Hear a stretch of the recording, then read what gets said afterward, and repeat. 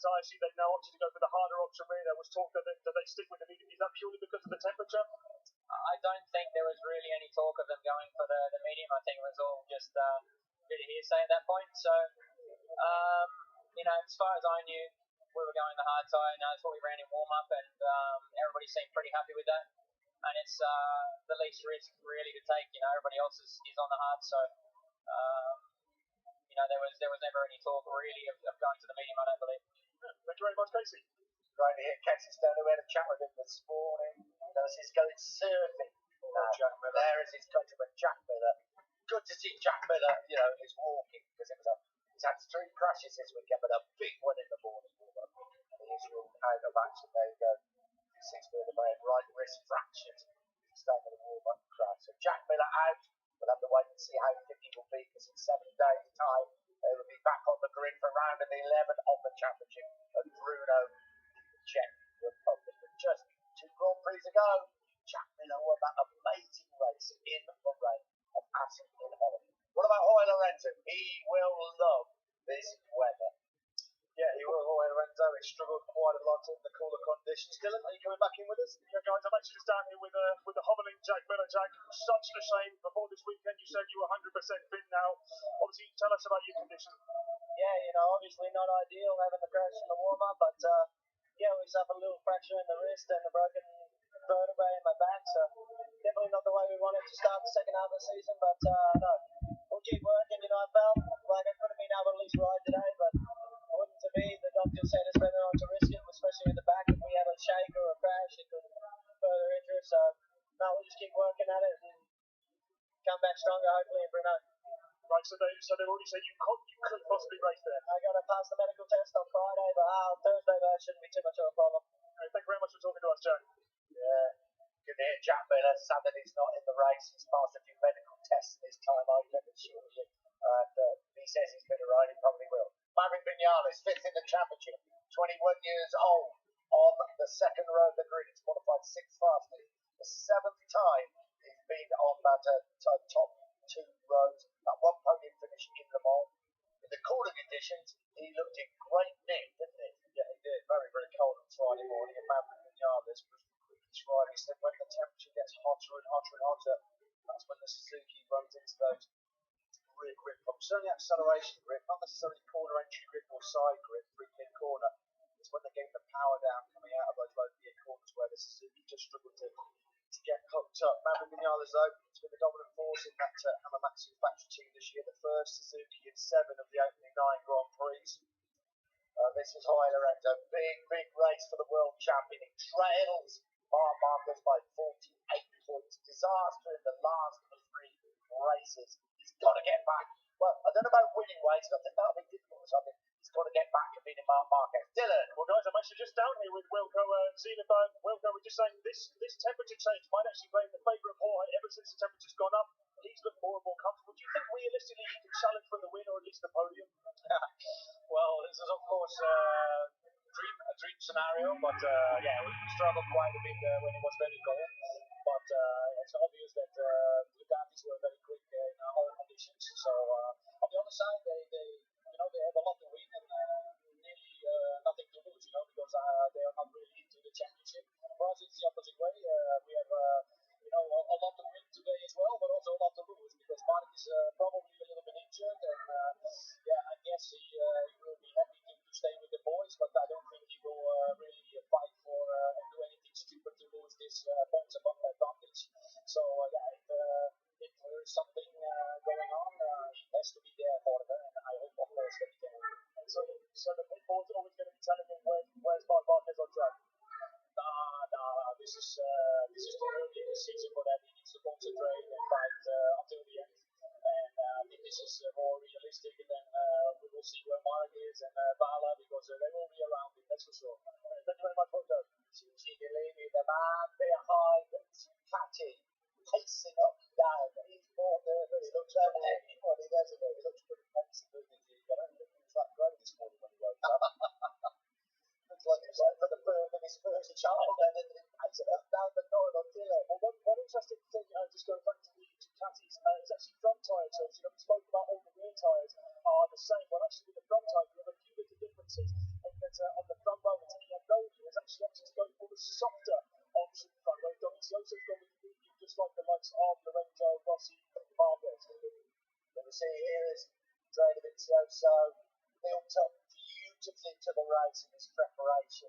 Some long runs, being unlucky in some way at not being impulsive, but he's on the front row of the ring. Talking about injured riders, we're talking about Mark Marquez, he's another rider of Nature's Father. Took a fair old back in a crash, didn't he? He did. Crashing up 2 on Friday afternoon. That's number 8, the same one that caught out Jack Miller in the wall this morning. Fractured bone in his left hand for Spaniard. Here we are. The return of Grand Prix racing to Austria.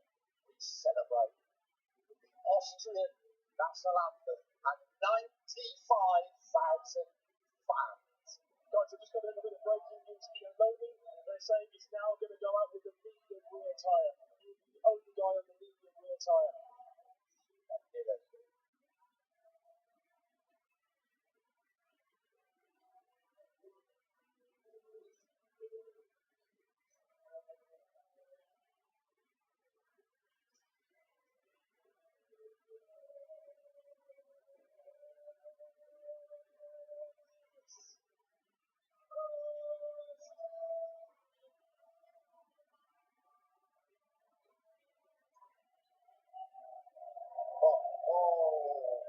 What an atmosphere, and I can tell you, the man seen on the podium also has a big old squeeze box because, well, 19 years since we last had a World Championship motorcycle event here in Austria. It's been well worth the wait from what we've seen so far. Iannoni, the great breaking news there from Dylan. It's on the soft front tyre, the medium rear tyre. Now, is Iannoni trying to check out the front of this race in the very early stages? We know that the cat has got the braking stability, it's got the grunt coming out of the corners, it's got the horsepower on the top speed. Tyre management though will be crucial. And Iannoni wants to roll the dice a little bit. He has. Hector Barber, what a season he's had. He's put by 10th place for the race, 7th in the World Championship, score points in every round, third in the world, remain with the Avintia, the Avintia Ducati team next season. And what about Eugene Lamini, 30-year-old Irishman? What a qualifying performance by him yesterday. Yeah, it's been one of the star performers of the weekend so far. Eugene Lamini topped the Q1 session yesterday afternoon, advanced to Q2 for the very first time in his career, and the best of the 11th place on the grid for Eugene Lamini, out qualifying this man, Danny Pedrosa, on the Repsol Honda. Danny Pedrosa has scored a Grand Prix victory in the MotoGP class every year he has competed. He's been a 1-5 T56 World Champion, but he's had a wretched time so far. But as Matt pointed out, he's still 4th in the championship, and they're closing up a little bit on Valentino Rossi. Kind of like the truth, you just sort of keep calm and collected before the 28 laps that are about to unfold in front of him. As ever, big smile from kind of like the truth. He was frustrated yesterday afternoon. You see him miss out on a place in Q2. 13th on the grid for Petrucci, just ahead of Bradley Smith and Colespardo on that 5th row of the grid. So, this is a kick of Maverick Morales. Had a look at us earlier at Espargaro. Then comes into the 14th and 15th places. Bradley Smith and Colespardo. Interesting for them, Bradley Smith looked a lot happier in the morning warm-up. Terrible lack of grip so far this season. Made a disastrous time for his teammate Colespardo, who was part of a winning team in the Suzuka 8-hour race a couple of weeks ago. Was qualified alongside him, but they both will ride the KTM next season. We saw the 5-minute rail not 10 minutes ago. It ripped around the track. 5 minutes ago, for 28-lap race, round 10 of the MotoGP World Championship. The second half of this 18-round season is about to get underway.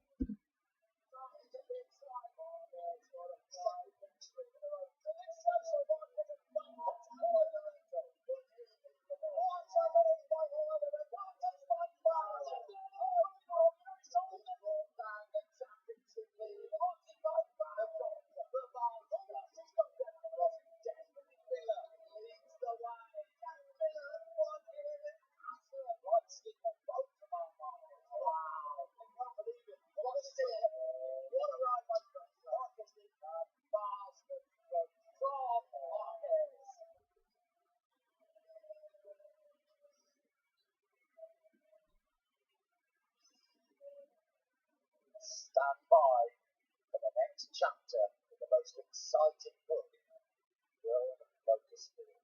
Round 10 of the Motogp World Championship here at the Red Bull Ring in Austria.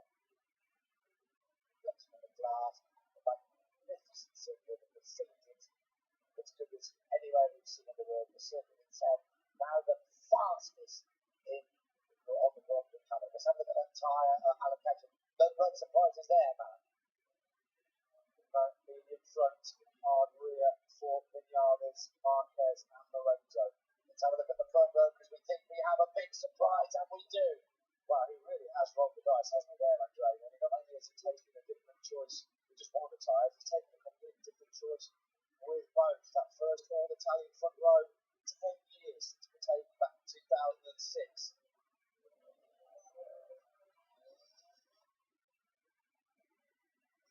So welcome back to the Red Bull Ring here in Austria, the first Grand Prix in this beautiful country for 91 years. I'm Nick Harrington alongside me, Matt Byrne, down in pit lane, Dylan Gray. What a front row, all Italia.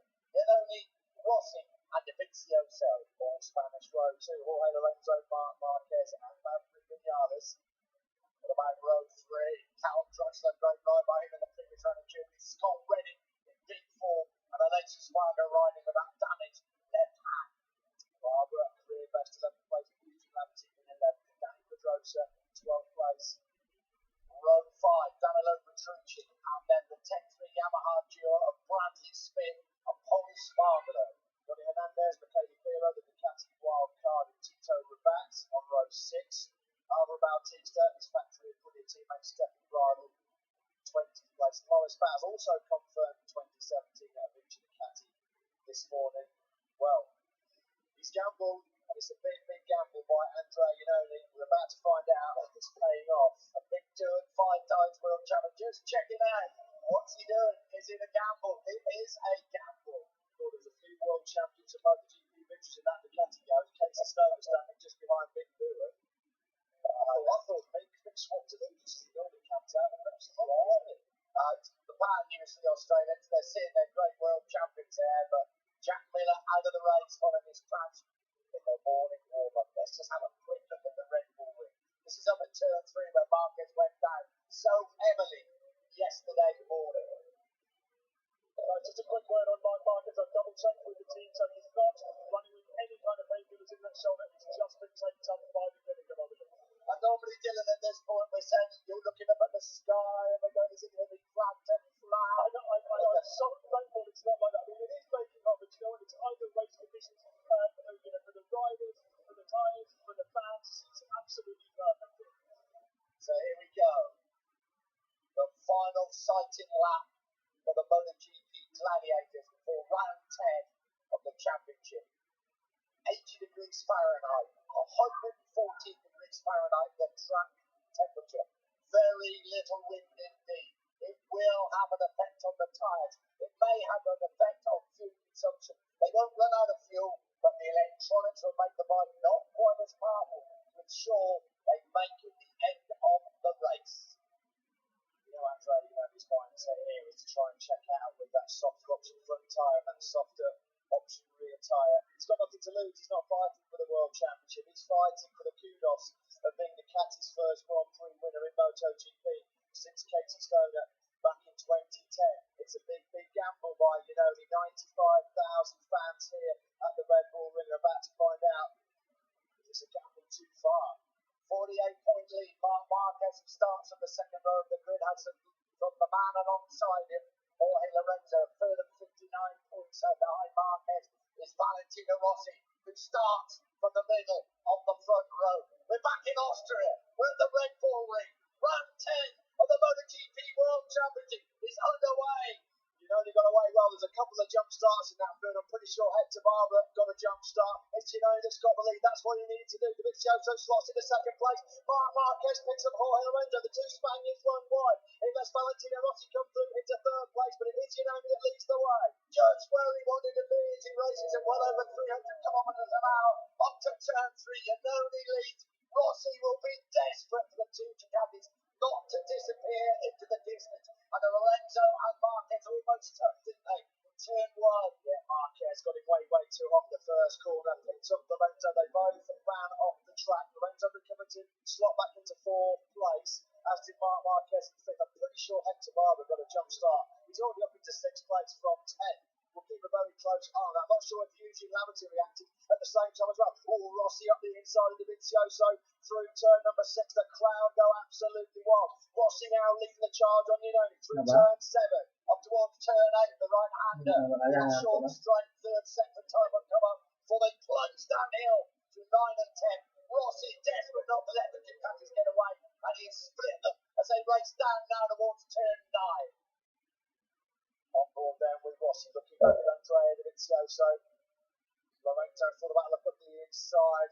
Rossi's up the inside of Andrea Iannone. Valentino Rossi's taking the lead at the final corner. The Yamaha's been